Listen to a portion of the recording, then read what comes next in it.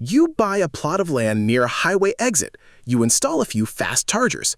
Electric vehicles are multiplying every year, so drivers show up, plug in, pay for electricity, and drive off. The station just sits there, generating income, the same way a gas station has for a century. That's the pitch you'll find in almost every How to Start an EV Charging Business video online. It's also, for the vast majority of people who try it, wrong. Not wrong because EVs aren't growing. They are. Wrong because the business underneath the charging station doesn't actually resemble a gas station at all. It resembles something closer to owning a small power plant that happens to have a credit card reader attached to it. And that difference is exactly where the money disappears. To understand why, you have to start with a question almost nobody asks. What is a charging station actually selling? It isn't selling electricity. Not really. Electricity is a commodity. It's cheap, it's everywhere, and almost every building in America is already connected to it. If a charging station were only selling electricity, the margins would be enormous because a kilowatt hour bought from the grid and resold to a driver should be a fairly simple markup business. What a fast charging station is actually selling is speed on demand. A driver doesn't want electricity sitting in a battery somewhere overnight. They want 200 miles of range in 20 minutes right now at a specific location on their route. That requirement, instant, high-power delivery, available at unpredictable moments, is what turns a simple commodity into an infrastructure problem. And infrastructure problems are expensive in a very particular way. The cost isn't in what you use, it's in what you're capable of delivering, whether you use it or not. That distinction sounds abstract. It isn't. It's the single biggest reason charging stations fail financially, and it comes down to one line item almost no first-time owner budgets for correctly: the demand charge. Here's how utility billing actually works for a commercial site, like a fast charging station.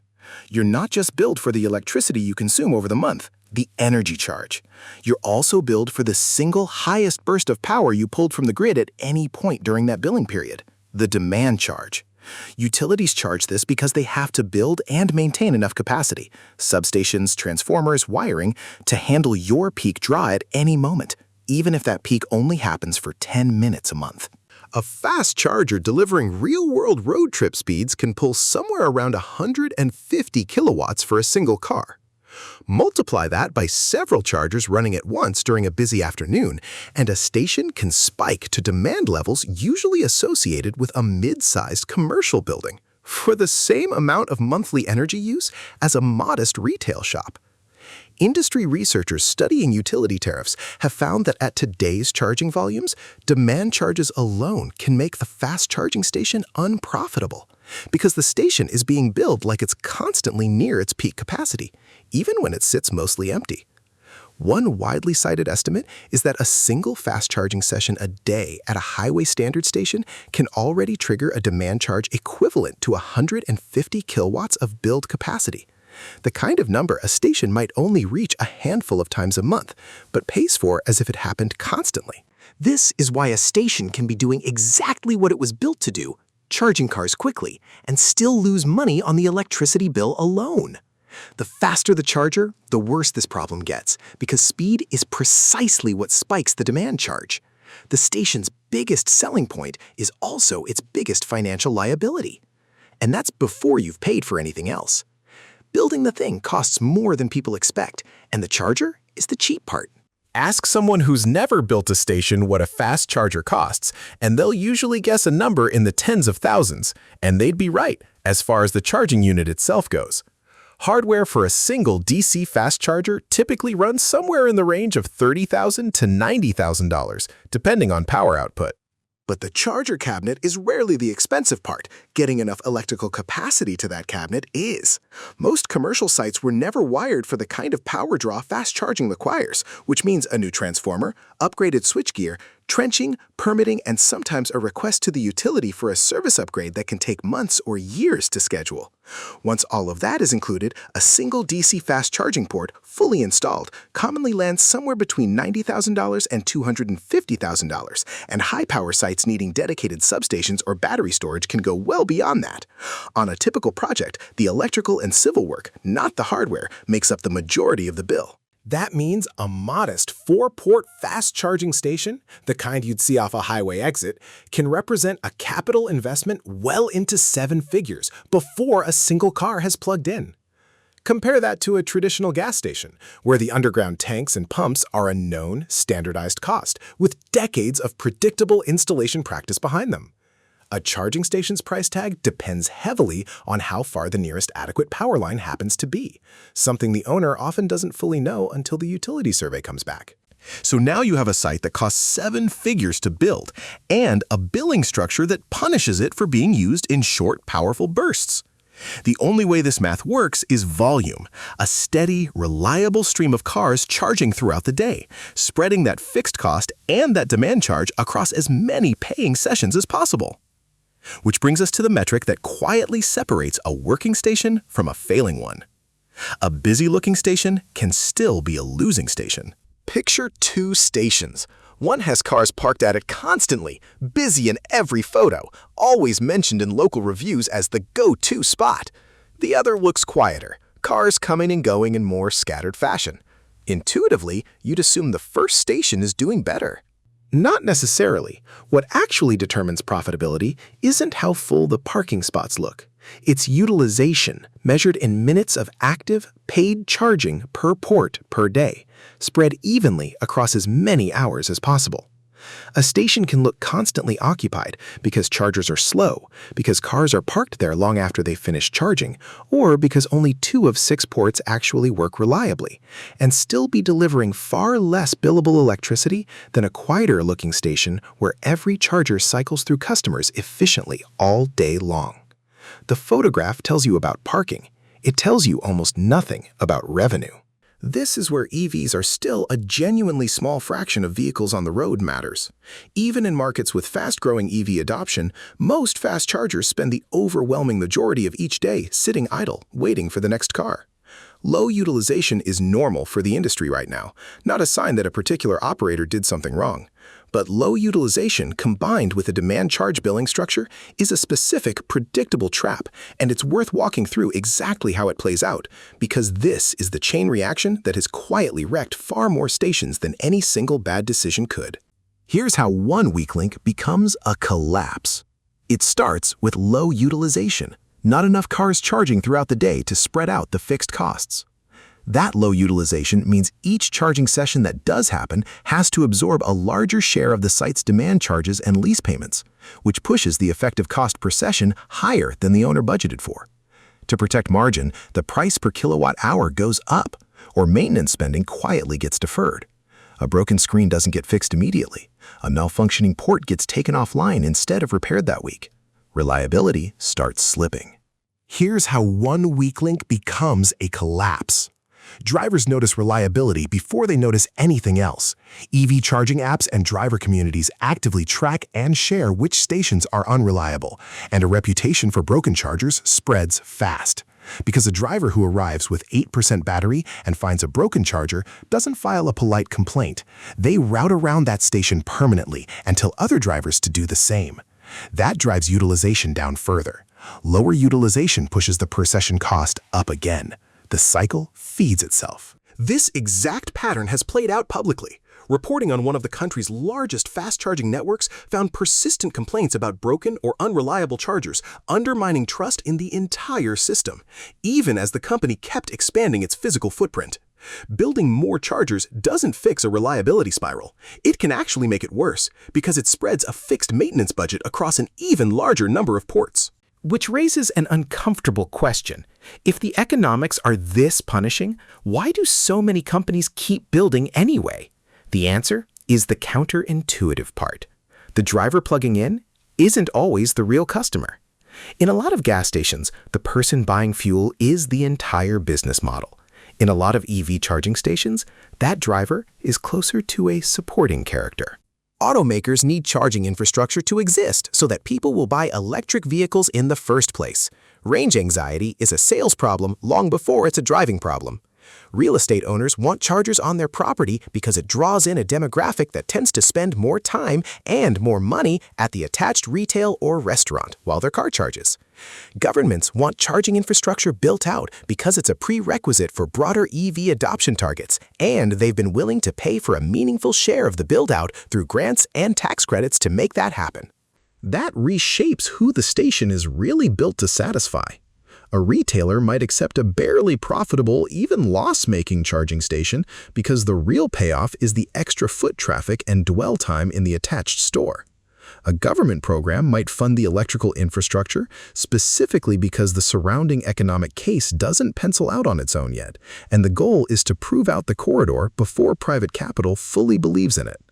In both cases, the person swiping a credit card at the charger is subsidized by, or secondary to, a customer who isn't standing at the charger at all. Nowhere is that dynamic more visible or more strange than in the story of the largest non-Tesla charging network in the country. It wasn't built because someone ran the numbers and decided charging stations were a great business. It was built because a company was ordered to. Case study: the charging network that started as a punishment. In 2015, Volkswagen was caught installing software in nearly 500,000 diesel vehicles designed specifically to cheat U.S. emissions tests, engines that, on the road, released pollution levels dramatically above what regulators allowed. The scandal became known as Dieselgate, and it triggered one of the largest corporate settlements in automotive history. As part of that settlement with U.S. and California regulators, Volkswagen was required to spend $2 billion building out zero-emission vehicle infrastructure and promoting EV adoption nationwide, split roughly between a national investment and a dedicated program in California. Volkswagen's response was to create an entirely new company, Electrify America, to spend that money and build a fast-charging network, one explicitly required to operate as an independent entity and to support vehicles from every automaker, not just Volkswagen's own. Notice what that means for the business model from day one. Electrify America wasn't founded to be profitable. It was founded to spend $2 billion by a court-ordered deadline as atonement for a crime. That single fact explains almost everything that happened next. Within a few years, Electrify America had built thousands of fast chargers, becoming the second largest charging network in the country behind Tesla. From the outside, that looked like rapid, successful growth. But because the company's core incentive wasn't revenue per station, it was deployment speed and geographic coverage. Less pressure existed to keep every charger in flawless working order. Reporting has documented a pattern of reliability complaints, chargers that simply didn't work when drivers arrived, becoming widespread enough that advocates began calling it a second scandal layered on top of the first. A network built to repair Volkswagen's reputation was, for a meaningful share of drivers, damaging trust in EV charging as a category altogether. Now the deadline that created the network is arriving. The settlement funding was structured to be spent over roughly a decade, and as that runway runs out, Electrify America has to answer a question that ordinary charging companies had to answer from day one. Can this actually stand on its own economically? Recent industry analysis has flagged real expiration risk, the possibility that some of this settlement-funded infrastructure ends up underused, without continued outside support, because it was never built against the same profitability test that a private investor would have demanded upfront. Electrify America is an extreme example, a company whose original customer was a court, not a driver. But the underlying lesson applies far more broadly across the industry, and the numbers from the companies that were built purely as businesses tell an almost identical story. The purely commercial operators aren't doing any better. ChargePoint, EVgo, and Blink are the closest thing the U.S. has to pure-play, publicly traded charging companies, businesses built from the ground up specifically to make money running charging networks, without a settlement or a car company subsidizing them. In 2024 alone, those three companies posted combined net losses exceeding $600 million. ChargePoint went through repeated rounds of layoffs and a CEO change as its stock lost the large majority of its value. EVgo needed a federal loan guarantee exceeding $1 billion to keep expanding its footprint. Meanwhile, Tesla, which builds and operates its own proprietary supercharger network primarily to sell more Tesla vehicles, not to run a standalone charging business, has been adding new fast chargers faster than every competitor combined, at times accounting for close to half of all new fast charging ports installed nationwide in a single quarter. Tesla doesn't need its charging network to turn a profit on its own terms, because the network's real job is making Tesla ownership more attractive. That's the same logic playing out again. The entity funding the infrastructure isn't primarily trying to profit from the person plugging in. This is the pattern across the entire industry, told from 3 different angles: a settlement-funded network, venture-backed pure plays, and a car manufacturer's proprietary system. In every version, the charging station itself struggles to justify its own existence purely on driver payments.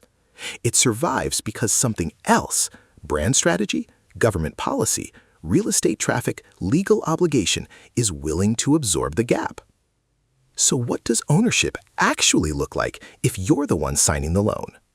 Strip away the settlements and the car company subsidies and picture an independent owner deciding whether to build a station today. In the best case, the site sits on a high-traffic corridor with genuinely scarce charging competition nearby. The utility connection is cheap because adequate power already runs close to the property. Government incentives offset a meaningful share of the installation cost, and EV adoption in that specific region keeps climbing steadily enough that utilization improves every year. Under those conditions, a station can become a real durable business, closer to owning well-located real estate with a long-term tenant than a fuel retailer. The realistic outcome sits well below that. Margins stay thin for years while utilization slowly climbs. The operator absorbs demand charge volatility as the biggest ongoing risk on the books, and profitability depends heavily on secondary revenue, retail partnerships, advertising, government or automaker payments, rather than the charging fees themselves ever fully covering the bill. And the failure case is the one that shows up quietest, spread across the industry rather than concentrated in a single dramatic collapse. A station in a mediocre location, built with financing that assumed faster EV adoption than actually happened, where demand charges consistently outpace revenue, maintenance gets deferred to protect thin margins, reliability slips, and the site slowly becomes one of the broken charger data points showing up in driver apps, quietly discouraging exactly the EV adoption the whole industry is depending on to eventually make it profitable. That last outcome is the real irony sitting underneath this entire industry. Charging infrastructure has to exist before EV adoption is high enough to make it profitable. Someone has to build ahead of demand. But building ahead of demand is precisely what triggers the demand charge problem, the utilization trap, and the reliability spiral that can undermine the very adoption the infrastructure was built to support. So, go back to the assumption you probably started with: an EV charging station as a modern gas station. Cars in, money out, powered by a wave of adoption that's already underway. What it actually resembles is something closer to a small, privately financed piece of public utility infrastructure wrapped in a retail storefront, built years ahead of the demand curve, billed by capacity rather than by sales, and kept alive far more often by automakers, governments, and real estate strategy than by the driver standing at the plug. The charger is the part everyone sees. The part that actually decides whether the business survives is the wiring, the utility contract, and the question of who, besides the driver, is willing to keep paying for the gap.